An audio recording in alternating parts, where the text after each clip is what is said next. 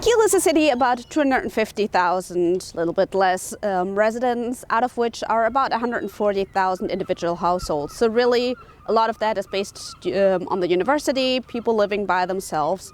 And the university is also shown in the age structure because the majority of residents is between 20 and 35 years old. If you're living around the university, you'll also see this because there are a lot of younger quarters in this area. If we're talking about the actual economy of KIEL, the majority of people, as with most countries, are employed in the tertiary sector. But the most famous companies really are placed in the secondary sector, so the industries. Behind me you can see ThyssenKrupp Marine Systems, the really big cranes behind me, a really famous company from KIEL, building mainly submarines.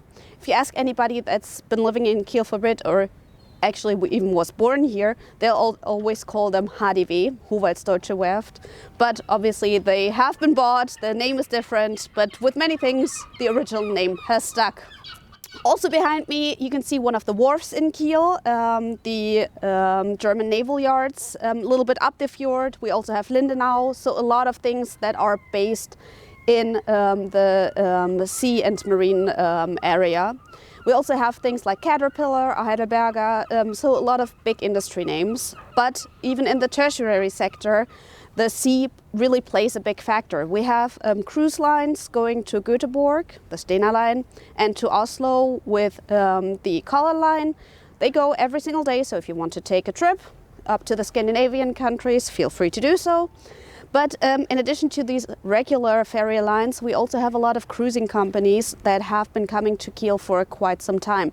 The numbers have been going up to, I want to say, 800,000 in the last couple of years, barring COVID, of course, and they are expected to still go up. So there's a lot of tourism happening in KIEL.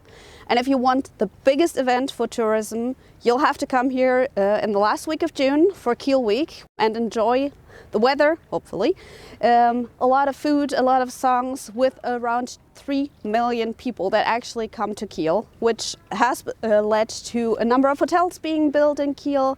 So the tourism in country, which obviously has been helped by COVID, is still expected to go up. The uni itself is actually still a big influence factor in the area as well. They are a lot of incubators and startups around this area that actually help foster the economy, which overall is, like I said, diverse and really sea-based here in KIEL.